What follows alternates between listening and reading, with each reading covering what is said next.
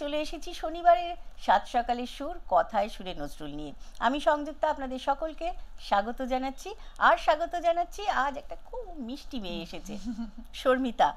Good morning. Good morning. Bhairavi সুর শুনছিলাম তো। একদম একদম একটা ভৈরবী সুর, সকাল সকাল তো প্রভাত বিনা তপবাজ। প্রভাত বিনা তব বাজে বাজে, প্রভাত বিনা তব বাজে বাজে,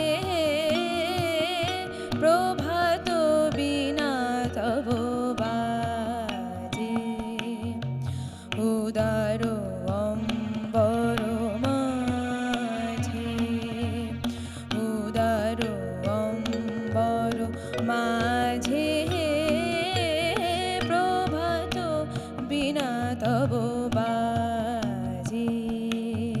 কি অনুপম এক সৃষ্টি কাজী নজরুল ইসলামের।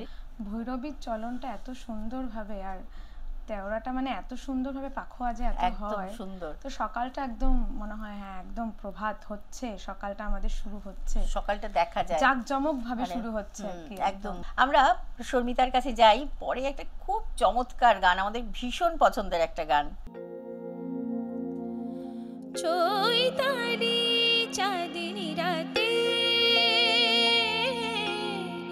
চৈতালি চাঁদিনী রাতে,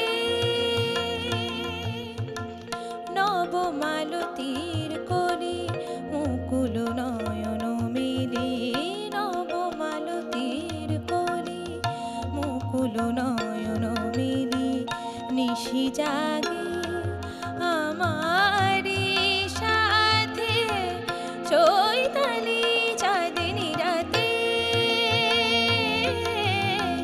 চৈতালি চাঁদিনী রাতে।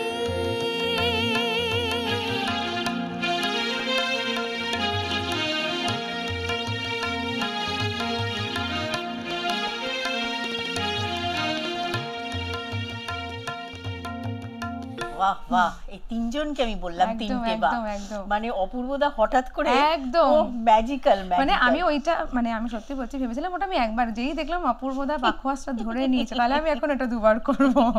ভীষণ সুন্দর, ভীষণ সুন্দর। আচ্ছা, তুমি যে একেবারে ছোট থেকে কাজী নজরুল ইসলামের গান শিখতে শুরু করলে, যে ম্যামের কথা তুমি বললে, তার পরবর্তীতে কি ভাবনা ছিল তোমার, মানে এই এই নজরুল সঙ্গীত নিয়ে এগিয়ে যাওয়া বা আরো অনেক বেশি মানুষের মধ্যে ছড়িয়ে দেওয়া? এরকম রবীন্দ্রসঙ্গীত নিয়ে তোমার চর্চার কথা আমরা অনেকেই জানি। হ্যাঁ হ্যাঁ, অ্যাকচুয়ালি যেটা আর কি, আমি তো মানে যখন ম্যামের কাছে শেখা শুরু করলাম, তখন আমি নিজেকে নতুনভাবে চিনলাম যে হ্যাঁ, আমি অন্যরকম গানও গাইতে পারি। পরের গান শুনি। পরদেশি মেঘ যাও রে ফিরে, পরদেশি মেঘ যাও রে ফিরে,